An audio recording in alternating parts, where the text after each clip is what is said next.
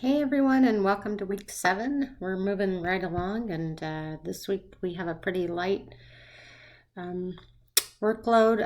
Kind of making up for the heavy workload last week with the misconceptions lesson planning. Hope you enjoyed testing that out on your friends and family, and you learned just how challenging it can be sometimes to overcome science misconceptions or misconceptions in general about the natural world and how we interact with it. So this week we're going to focus in on engineering a little bit more and how engineering impacts science at the elementary level. So I'm going to have you take a look at, there's some resources on week 7. So STEM, which stands for Science, Technology, Engineering, and Math, and it's an integrated approach to teaching these subjects. And there's a lot of new interest in and an enthusiasm for starting this in elementary school and exposing students to this integrated approach, more like what they might experience with real life problems.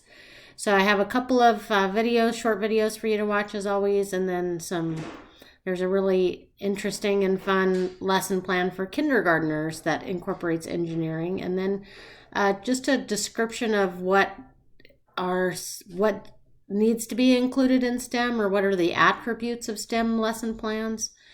And then your assignments for this week are going to be, you have you're going to do some research. You're going to go on the NSTA website, take a look at their resources, and find a lesson plan that is elementary level that incorporates both engineering and math. You'll upload that lesson plan on Moodle, and then using information from that lesson plan, you will respond to the forum post for this week, which asks you to write a 1-paragraph response that describes the parts of the engineering design process that were incorporated. So you learned about the engineering design process last week and the steps that are required for engineering.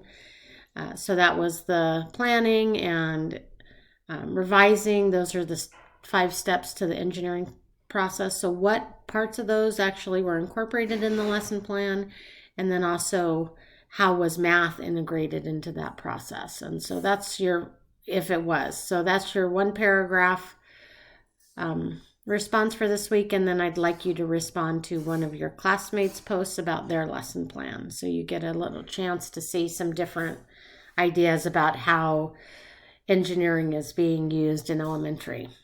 So that's the workload for this week. I hope you're all hanging in there, staying healthy, taking care of yourselves. Hopefully you got a little bit of a break this week from classes and enjoyed the nice weather. If not, please do so that you can stay sane through the last few weeks of this term. So I appreciate you all hanging in there, and I look forward to seeing your lesson plans.